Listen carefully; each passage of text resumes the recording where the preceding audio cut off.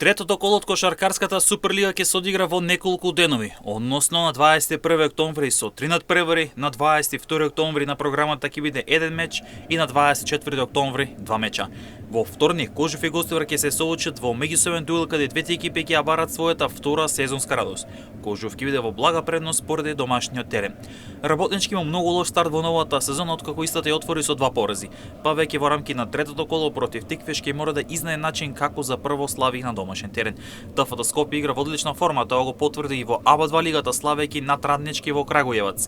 А сега тимот од Афталиџе ќе се соочи со Чер кој по две одиграни кола има 2 порази ќе бара прв позитивен резултат. Во среда тимот на Фенис ќе го пречека Куманова во дуел каде домаќинот ќе бара втор триумф, а па Кумана води на гостување каде ќе бара 3 од 3. На 24 октомври петок, шампионот МЗТ Скопје ќе гостува кај Ангели како голем фаворит, додека пак дебитантот Маџари ќе има тешка задача против фаворитот Пелестерот Битоло, кој игра во одлична форма на стартот од новата сезона и ќе оди за 3 од 3, а Маџари ќе бара прва историска победа.